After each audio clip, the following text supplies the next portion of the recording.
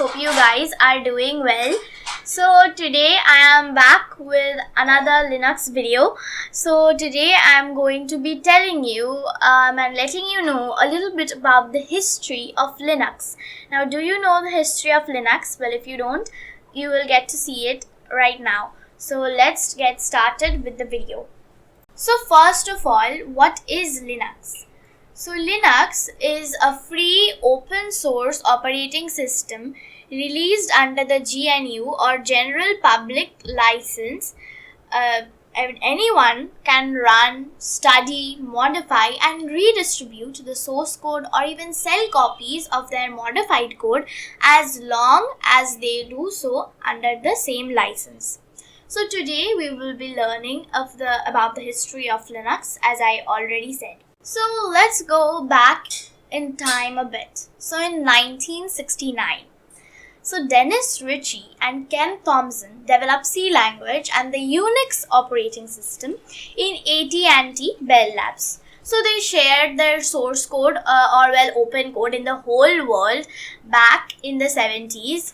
By 1975, the AT&T started selling Unix commercially. Well, people were not happy about this because, some of them got this at free and some of them got it with money. So, due to the unhappiness of people, it led to a start of a legal battle, and when it ended, it led to the creation of two versions of Unix.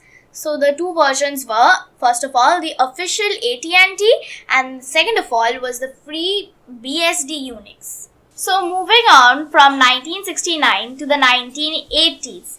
So many companies started developing their own Unix in the 1980s. For example, IBM created APX and Sun created Sun OS, which is known as Solaris. Currently it is known as Solaris, and HP created HP Unix, and so on. I can possibly name all the examples.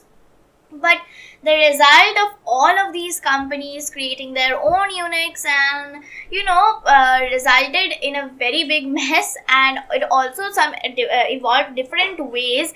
It just evolved different ways to do the same thing. Like everyone was developing something their own Unix.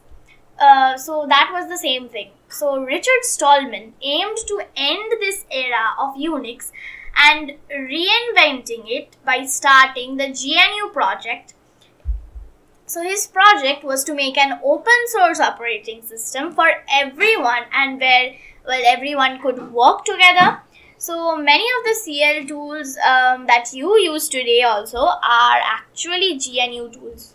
Now from the 1980s, we are traveling to 1990s. So in the 1990s, a Swedish student, Linus Torvalds, purchased a 386 hardware. So basically a 386 hardware is a computer only. Like in those days, in the 1990s, we didn't have the concept of, exactly like Dell, for example, and all those, naming those. So they were explained by the numbers of the hardware. So Linus Torvalds purchased a 386 hardware and wrote a new portable operating system interface kernel. So he put that source code online, and it only supported 386 hardware. But many people actually liked the combination of the kernel with the GNU tools as well. So now, talking about the present, we are back in the present. So now more than 97% of the world's supercomputers, billion of desktop computers, 70% of the web servers, and several appliances like DSL modems, self-driving cars, metro systems, space station computers, etc. run on Linux.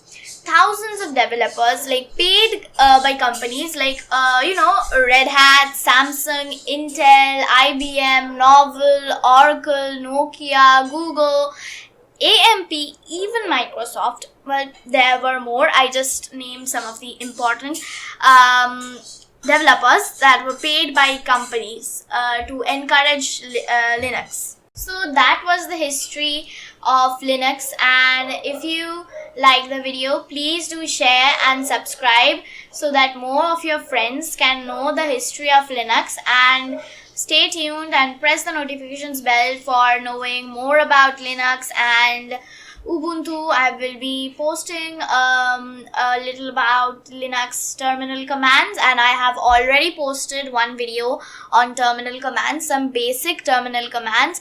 So you guys can go and check that out as well. Thank you for watching.